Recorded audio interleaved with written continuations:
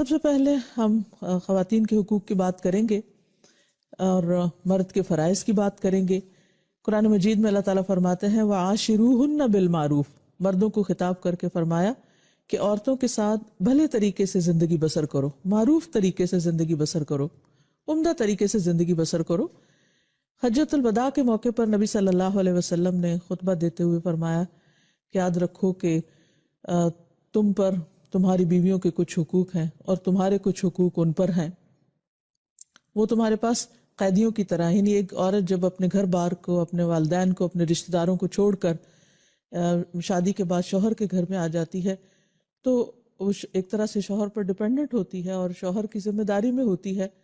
تو شوہر کو یہ تعلیم دی گئی کہ وہ اس کے ساتھ احسان کا معاملہ کرے،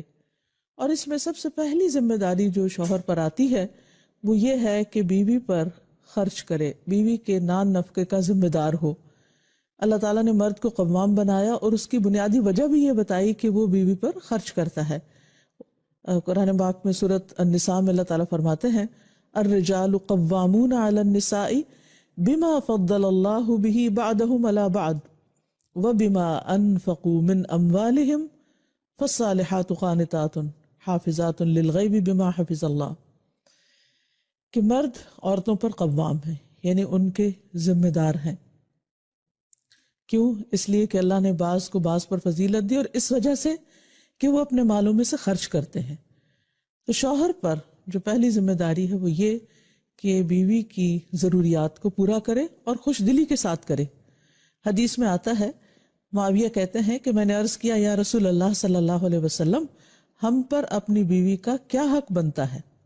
آپ نے فرمایا جب تم کھاؤ اسے کھلاؤ، جب تم پہنو یا کماؤ تو اسے بھی پہناؤ، یعنی کھانا پینا لباس اس کی ذمہ داری ہے۔ پھر اسی طرح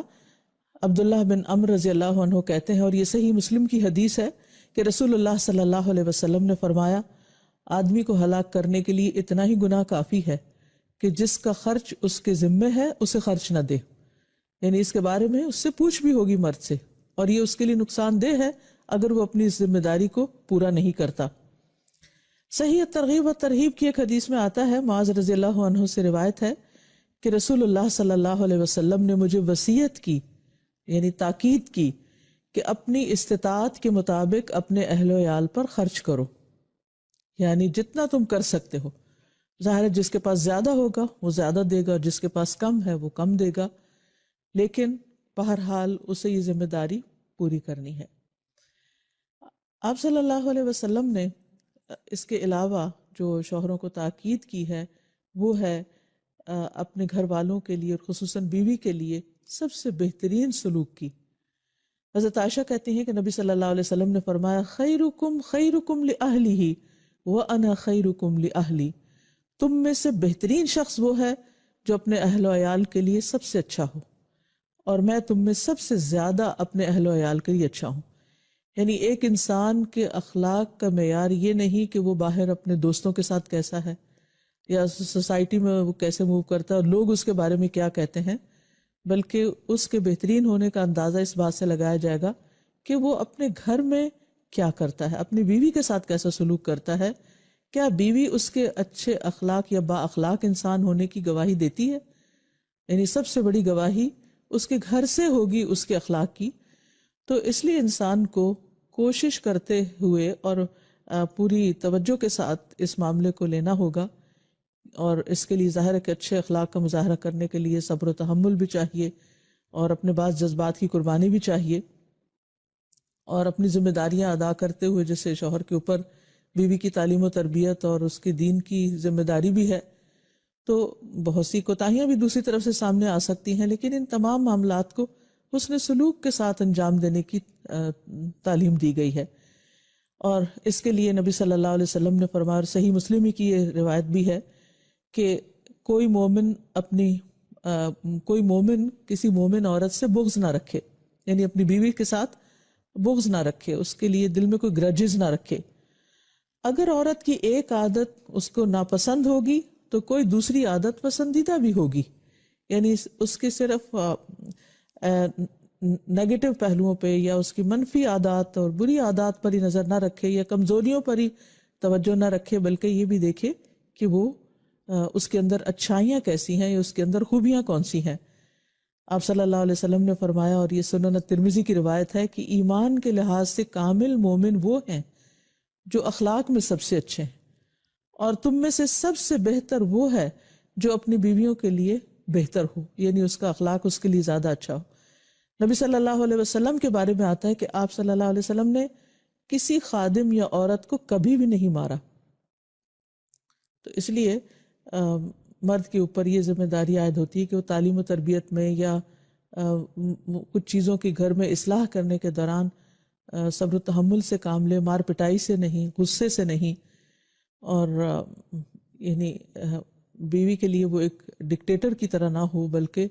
ایک ہمدرد اور مہربان ساتھی کی طرح ہو، جو کہ اس کے بہت سے کام کاج میں یا اس کی ذمہ داریوں میں اس کا مددگار بھی ہو۔ حضرت اسود سے روایت ہے کہ انہوں نے حضرت عائشہ رضی اللہ تعالیٰ عنہا سے پوچھا کہ نبی صلی اللہ علیہ وسلم گھر میں کیا کیا کرتے تھے؟ تو انہوں نے بتایا کہ وہ گھر کے کام کاج میں مدد کیا کرتے تھے، اپنا کپڑا خود سی لیتے تھے، اپنے ڈول کو سی لیتے تھے، کبھی جھاڑو بھی لگا دیتے تھے، یعنی کہ گھر کے کام میں بھی بیوی کی مدد کر دیا کرتے تھے۔ اس کا یہ مطلب نہیں کہ ازواج مطہرات کچھ کیا نہیں کرتی تھی، بلکہ آپس میں محبت اور ایک تعلق اور ایک کنسرن ظاہر کرنے کے لیے، ایک بانڈنگ ڈیولپ کرنے کے لیے جو ایک بہترین طریقہ ہو سکتا ہے وہ یہ کہ جب کوئی شخص اکیلا کسی کام میں لگا ہوا ہو تو دوسرا شخص اس کی مدد کرے، اور نبی صلی اللہ علیہ وسلم نے اس کی بہترین مثال قائم کی۔ نبی صلی اللہ علیہ وسلم نے فرمایا، ہر وہ بھلا کام جو تم اپنے گھر والوں کے ساتھ کرو وہ ان پر صدقہ ہے، یعنی بیوی کے کام کاج میں جو بھی مدد ہے وہ ایک طرح سے ثواب کا کام ہے۔ جیسے کہ نبی صلی اللہ علیہ وسلم اپنے گھر والوں کی خدمت میں ہوتے تھے، لیکن جب نماز کا وقت آتا تھا تو سب کچھ چھوڑ کر نماز کے لیے چلے جاتے تھے۔ پھر اسی طرح آپ صلی اللہ علیہ وسلم نے ایک موقع پر فرمایا، جب آدمی اپنی بیوی کو پانی پلاتا ہے تو اسے اجر دیا جاتا ہے۔ ارباز بن ساریہ کہتے ہیں کہ جب میں نے یہ بات سنی، یعنی یہ حدیث سنی، تو میں اٹھا اور اٹھ کر اپنی بیوی کو پانی پلایا، اور پھر اسے بھی یہ حدیث سنائی کہ نبی صلی اللہ علیہ وسلم نے یہ بات بتائی ہے۔ تو کیسی خوبصورت تعلیم تھی کہ جس سے ان خوبصورت رشتوں میں آپس میں محبت اور پیار پیدا ہوتا ہے۔ اسی طرح نبی صلی اللہ علیہ وسلم گھر میں جب کوئی کھانا آپ کو پیش کیا جاتا تھا تو اس میں عیب نہیں نکالتے تھے، اگر پسند ہوتا تو کھا لیتے ورنہ چھوڑ دیتے۔ آج ہم دیکھیں کہ کتنے گھرانے ایسے ہیں جن میں لڑائی جھگڑا جو ہے وہ کھانے کی میز سے اٹھتا ہے، اور چھوٹی چھوٹی باتوں پر ایک دوسرے کے ساتھ بدسلوکی کی جاتی ہے۔ پھر اسی طرح یہ ہے کہ نبی صلی اللہ علیہ وسلم اپنی بیوی کی جائز فرمائشیں بھی پوری کر دیا کرتے تھے۔ حضرت عائشہ کے بارے میں آتا ہے کہ جب بھی وہ آپ سے کسی چیز کی فرمائش کرتی، کچھ مانگتی یا کوئی ضرورت ہوتی یا کسی چیز میں ان کی خواہش ہوتی تو وہ اس کو پورا کر دیتے۔ پھر اسی طرح مشکلات میں آپ ساتھ دیا کرتے تھے۔ جیسے ایک سفر میں حضرت عائشہ کا ہار کھو گیا تو آپ صلی اللہ علیہ وسلم نے ان کو کوئی ڈانٹ ڈپٹ نہیں کی، بلکہ اس کی تلاش کے لیے سارے قافلے کو روک لیا، اور سب لوگ آپ کے ساتھ وہاں رکے رہے اس دوران جب کہ آپ کا ہار تلاش ہو رہا تھا۔ پھر اسی طرح یہ ہے کہ بعض اوقات ہسبینڈ وائف کے درمیان کوئی ناراضگی بھی ہو جاتی ہے، کوئی مس انڈرسٹینڈنگ بھی ہو جاتی ہے، تو حضرت عائشہ کہتی ہیں کہ رسول اللہ صلی اللہ علیہ وسلم نے مجھ سے فرمایا کہ جب تم مجھ سے راضی ہوتی ہو تب بھی مجھے پتہ چل جاتا ہے، اور جب تم ناراض ہوتی ہے تب بھی مجھے پتہ چل جاتا ہے۔ تو وہ کہتی ہیں کہ آپ کو کیسے پتہ چلتا ہے؟ تو آپ نے فرمایا کہ جب تم مجھ سے راضی ہوتی ہو تو مجھ سے یوں بات کرتی ہو کہ محمد کے رب کی قسم، اور جب ناراض ہوتی ہو تو یوں کہتی ہو کہ ابراہیم کے رب کی قسم۔ تو کہتی ہیں کہ اللہ کے رسول، میں صرف آپ کا نام لینا چھوڑتی ہوں، یعنی میرے دل سے آپ کی محبت نہیں جاتی۔ تو اس سے اندازہ آپ کر سکتے ہیں کہ نبی صلی اللہ علیہ وسلم کا اپنے ازواج کے ساتھ کیسا تعلق تھا اور ان کی آپ کے ساتھ کیسی محبت تھی۔ پھر ایک چیز یہ بھی ہے کہ بیوی کے والدین کو شکایات نہیں لگانی چاہیے، اور اگر بیوی کے سے کوئی ناچاکی ہے یا کوئی ناراضگی ہے یا کسی چیز میں کوئی کمی محسوس ہوتی ہے، تو حضرت عمر کہتے ہیں کہ ایک دن میں کچھ سوچ رہا تھا کہ میری بیوی نے مجھ سے کہا،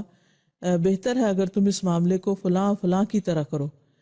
میں نے کہا تمہارا اس میں کیا کام، معاملہ مجھ سے متعلق ہے، تم کیوں اس میں دخل دے رہی ہو؟ تو اس نے کہا خطاب کے بیٹے تمہارے اس طرز عمل پر مجھے حیرت ہے، تم اپنی باتوں کا جواب بھی برداشت نہیں کر سکتے، تمہاری بیٹی حفصہ تو رسول اللہ صلی اللہ علیہ وسلم کو بھی جواب دے دیتی ہے۔ تو ایک دن تو اس نے آپ کو غصہ بھی دلایا تھا۔ تو یہ سن کر وہ اٹھ کھڑے ہوئے اور اپنی چادر اوڑھ کر حضرت حفصہ کے گھر پہنچے اور فرمایا بیٹی کیا تم رسول اللہ صلی اللہ علیہ وسلم کی باتوں کا جواب دیتی ہو، یہاں تک کہ تم نے ان کو ناراض بھی کیا ہے؟ تو حضرت حفصہ کہتی ہیں کہ ہاں اللہ کی قسم ہم آپ کو کبھی جواب بھی دیتے ہیں۔ میں نے کہا جان لو میں تمہیں اللہ کی سزا اور اس کے رسول کی سزا کی ناراضگی سے ڈراتا ہوں، لیکن یہ ہے کہ کبھی بھی نبی صلی اللہ علیہ وسلم نے حضرت عمر کو بلا کر یہ کمپلینٹ نہیں کی کہ دیکھو تمہاری بیٹی کیا کر رہی ہے اور تم اس کو سمجھاؤ یا میں اسے واپس بھیج رہا ہوں۔ شوہر اور بیوی کا تعلق اتنا خوبصورت تعلق ہوتا ہے کہ قرآن مجید میں اس کو لباس سے تشبیہ دی گئی ہے، ہن لباس لکم وانتم لباس لہن، دونوں ایک دوسرے کا پردہ ہوتے ہیں، دونوں ایک دوسرے کی زینت ہوتے ہیں، دونوں ایک دوسرے کے لیے کمفرٹ کا باعث ہوتے ہیں، دونوں ایک دوسرے کے عیب چھپانے والے ہوتے ہیں۔ اور اس میں مرد چکے قوام ہے، ذمہ دار ہے، اس کو پہل کرنی چاہیے ان ذمہ داریوں کو ادا کرنے میں۔ پھر اسی طرح یہ ہے کہ اچھے تعلقات کے لیے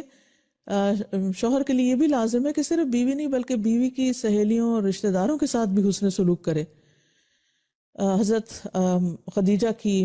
بہن حالہ جو ہیں وہ ایک دفعہ نبی صلی اللہ علیہ وسلم کی خدمت میں آنے کی اجازت مانگتی ہیں، تو آپ کو حضرت خدیجہ کا اجازت مانگنا یاد آ گیا، تو اس وجہ سے آپ بہت خوش ہوئے اور کہا یا اللہ یہ تو حالہ ہے۔ اور اس پر حضرت عائشہ کہتی ہیں کہ مجھے بہت رشک آیا کہ کس طرح نبی صلی اللہ علیہ وسلم اپنی بیوی کو یاد کرتی ہیں جو اتنا عرصہ پہلے انتقال بھی کر چکی ہیں۔ آپ صلی اللہ علیہ وسلم جب کوئی چیز کوئی بکری وغیرہ ذبح کرتے یا کوئی چیز تقسیم کرتے تو حضرت خدیجہ کی سہیلیوں کو بھی بھجواتے۔ تو اس سے یہ پتہ چلتا ہے کہ اگر شوہر ایک قوام ہونے کی حیثیت سے اپنی بیوی کی